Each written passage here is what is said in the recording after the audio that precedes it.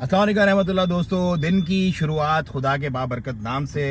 और आज 9 मई की मैं मजम्मत करता हूँ शदीद अल्फाज में। मस्कत ओमान में पहला दिन मेरा यहाँ पर शुरू हुआ। आज इंशाल्लाह आखिरी दिन है वीक का और बहुत सारे काम, बहुत सारी चीज़ें चलें आपको दिखाते हैं सारा। फर्स्ट नंबर तो मुझे बैंक में थोड़ा काम है, बैंक का मुझे थोड़े काम शाम निपटाने हैं। उसके बाद मेरे अमेरिका से कुछ क्लाइंट आए हुए हैं, उनसे मिलना है। उसके बाद कुछ कैनेडियन हैं क्लाइंट्स, उनसे मुलाकातें हैं। और इंडिया से कुछ लोग आए, उनसे मुलाकातें हैं। तो ये बिज़नेस फॉर्मेशन और बिज़नेस की चीज़ें यहाँ पर अल्हम्दुलिल्लाह फुल थ्रोटल में इस वक्त सल्तनत ओमान में चल रही हैं। और जो हो रहा है, जो मामला चल रहे हैं, वो हम आपको दिखाते रहते हैं गाए बगाए। तो गाड़ी पार्क करता हूँ, ज़रा मैं बैंक में जाता हूँ, अपने काम निपटाता हूँ, फिर आपसे मिलते हैं इंशाअल्लाह अज़्ज़ा वजल। काम निपट गए। वो इलॉफ्ट होटल है सामने, वहाँ पर मेरे क्लाइंट कुछ आए हुए अमेरिका से, उनसे मुझे मिलना है, तो मैं जा रहा हूँ उनके पास। पहुँच गए इस होटल में। हॉस्पिटैलिटी पे बहुत काम हो रहा है आजकल सल्तनत ओमान में। टूरिज्म को विजन जो 2040 है उस पर टॉप प्रायोरिटी पे रखा हुआ। मतलब टूरिज्म पे हॉस्पिटैलिटी जो बिजनेस है ना, वो फुल पीक फुल बूम पे जाने वाला है 2040 तक। सो ये नई नई होटलें बनना उनकी एक मिसाल है, रोशन मिसाल है। तो चले अंदर चलते हैं, मिलते हैं क्लाइंट से। इलाके के बारे में आपको कुछ बता दूं, ये खला का इलाका है, कंस्ट्रक्शन वगैरह चल रही है, नई बिल्डिंग्स बन रही है। अलमाहा का हेड ऑफिस भी इधर ही है। और ये प्लॉट जो आप खाली देख रहे हैं, इंशाल्लाह आने वाले दिनों में भी यहाँ पर जल्द थल होगा, क्योंकि नई नई बिल्डिंग्स, नई नई सारे मामला यहाँ पर चल रहे हैं। और अभी थोड़ी होटल की वाइब चेक करें। यहाँ पर पूल शूल पड़ा हुआ है, टम्बलिंग टावर पड़ा हुआ है, अच्छी sitting place, nice and cosy बनाई हुई है। तो भाई मीटिंग ख़त्म हो गई यहाँ से। और जो कंसर्न्स थे इनके, जो होने भी चाहिए, कुछ पेरेंट्स के कंसर्न्स होते हैं बच्चों को लेकर के, क्योंकि स्कूलिंग का सिस्टम और जो मामलात हैं स्पेशली आपके अमेरिका, कनाडा, यूरोप वगैरह के, वो मुस्लिम एनवायरनमेंट को नहीं सपोर्ट करते। मतलब उनको ये डर होता है कि बच्चे जो है उनके हाथों से निकल जाएंगे।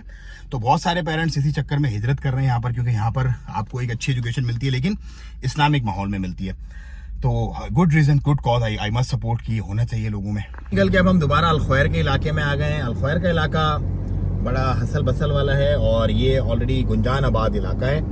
यहाँ पर ये सारे बिजनेसेस वगैरह और सारी जो मेन सूक वगैरह, एक अपर मिडिल क्लास आप इसको समझ लें, या सेमी मिडिल क्लास आप समझ लें इसको। ये वो इलाका है, यहाँ पर जगह खाली नहीं है, सब फुल फाल है। अच्छा भाई, काम शाम निपटा के मैं पहुंचा हूँ अभी कुछ रेस्ट करने के लिए। तो बहुत सारे लोग मुझसे पूछते हैं इंपोर्ट एक्सपोर्ट का जो आप बिज़नेस करते हो उसके बारे में कुछ हमें बताओ।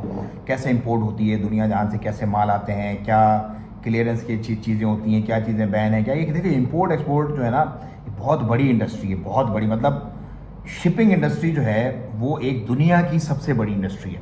मतलब अलोन मैं अमेरिका में था उस वक्त, $3 ट्रिलियन की इंडस्ट्री अमेरिका में इटसेल्फ है। ये हर मुल्क की सबसे बड़ी, जैसे अपना आप समझ जाएं NLC जो है, नेशनल लॉजिस्टिक्स सेल जो है, वो आर्मी का जो है, वो शिपिंग को कंट्रोल किया हुआ उन्होंने सारा मामला, क्योंकि it got big money you know. So और इसको चाहिए भी, मतलब कोई ऐसा इदारा ही चाहिए जो इसको सेफ एंड सिक्योर कर सके।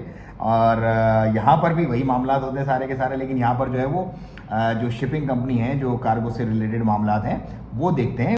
तो अब मैं आपको थोड़ा सा बिजनेस नेचर समझाता हूँ कि बिजनेस नेचर क्या है। देखो, हम लोग ईरान से काम करते हैं, पाकिस्तान से काम करते हैं, इंडिया से काम करते हैं, और अब हम पोलैंड से भी काम कर रहे हैं। यूरोपियन कंट्री पोलैंड, उसका एप्पल वगैरह, हम रॉयल वाला के नाम से एप्पल आता है, उसको मंगवा रहे हैं। तो ये जो क्या होता है इसके अंदर बड़ी एहतियात और बड़ा चीज़ें देख के संभाल के करना पड़ता है मामला। आपकी पार्टी ऐसी होनी चाहिए, जो माल आपको भेज रही है वहाँ से, आपने उसको पेमेंट भेजनी है, ट्रस्ट होना चाहिए। उसके बाद माल आपका आएगा, जो माल दिखाया गया वही सेम माल होना चाहिए। माल यहाँ पर पहुँचने के बाद हम क्लियर करवाते हैं, क्लियर होकर स्वार पोर्ट पे आता है, जासिक पोर्ट पे आता है। जासिक पोर्ट पे ईरान का माल आता है हमारा, जो जैसे लाइक फ्रूट्स जो हमारे ईरान से जो आते हैं वो जासिक पोर्ट पे आते हैं, बाकी सारा माल स्वार पे आता है। तो वहाँ पोर्ट से माल निकल के सब्जी मंडी में पहुँचता है। सब्जी मंडी में हमारी जो ऑलरेडी कमिटमेंट है, डील है लोगों के साथ, उनको हम अपना माल बेचते हैं। तो इस तरह से सिंपल प्रोसेस है। मतलब जैसे मैंने सिंपल बताया आपको, इतना सिंपल नहीं है, लेकिन सिंपल है। जब आप किसी एक्सपीरियंस बंदे के साथ जुड़ते हैं तो ये सिंपल है।